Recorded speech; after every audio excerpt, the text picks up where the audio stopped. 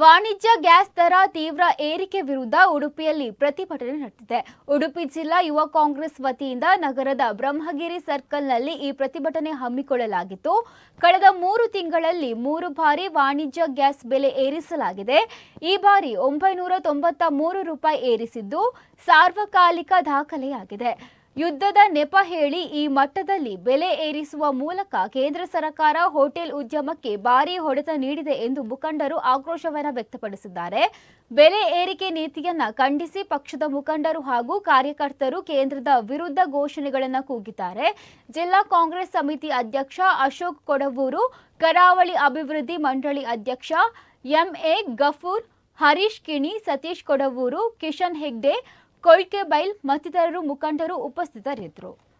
ಕೇವಲ ಹೋಟೆಲ್ನವರಿಗೆಲ್ಲ, ಇವತ್ತು ಜನಸಾಮಾನ್ಯರೆಲ್ಲರಿಗೂ ಅದರಿಂದ ತೊಂದರೆ ಆಗುತ್ತಾ ಕಾಣ್ತೀವಿ. ಯಾಕಂದ್ರೆ ಹೋಟೆಲ್ನವರಿಗೆ ನೀವು ಒಂದು ಈಗ ಚಿಕ್ಕ ಪುಟ್ಟ ಹೋಟೆಲ್ಗಳುಂಟು, ಅವರಿಗೆ ದಿವಸಕ್ಕೆ 1 ಅಥವಾ 2 ಅಂಡೆ ಸಿಲಿಂಡರ್ ಕೊಡೋದಾದ್ರೆ ಅದಕ್ಕೆ ಸುಮಾರು 2,000 ರೂಪಾಯಿ ತನಕ ಜಾಸ್ತಿ ಖರ್ಚಾಗುತ್ತೆ. ಆ ಖರ್ಚನ್ನು ಹೇಗೆ ಬಳಸಬೇಕು? ಆ ಖರ್ಚನ್ನು ಅವರು ಜನರ ಮೇಲೆ ಅದರ ತಿಂಡಿಯ ರೇಟನ್ನು ಜಾಸ್ತಿ ಮಾಡಿ ಜನರಿಂದ ವಸೂಲು ಮಾಡಬೇಕಾಗ್ತದೆ.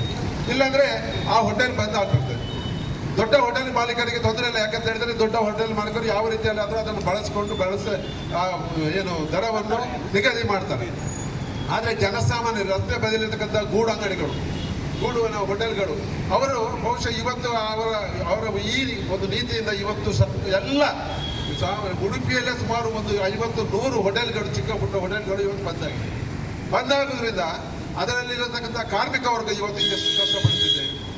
ಒಂದು ವೇಳೆ ಕಾರ್ಮಿಕ ವರ್ಗ ಚಿಕ್ಕ ಪುಟ್ಟ ಹೋಟೆಲಲ್ಲಿ ಊಟ ತಿಂಡಿಗೂ ಹೋಗುವಾಗ ಅದರ ರೇಟ್ ಜಾಸ್ತಿ ಆದಾಗ ಅದು ಕೂಡ ನೇರವಾಗಿ ಪರಿಣಾಮ ಬೀಳುವಂಥ ಸಂದರ್ಭ ಉಂಟು. ಬಂಧುಗಳೇ, ನಿಮ್ಗೆ ಗೊತ್ತಿರ್ಬೋದು, ಡಾಕ್ಟರ್ ಮನಮೋಹನ್ ಸಿಂಗ್ ಇರುವಾಗ ಒಂದು ಸಲ 1 ಬ್ಯಾರಲ್ ಕ್ರೂಡ್ ಆಯಿಲ್ಗೆ $147 ಆಗಿತ್ತು. 1 ಬ್ಯಾರಲ್ ಕ್ರೂಡ್ ಆಯಿಲ್ ಅಂದರೆ ಸುಮಾರು 158 ಲೀಟರ್ ಆಗುತ್ತೆ. ಆದರೆ ಇವತ್ತು ಕೂಡ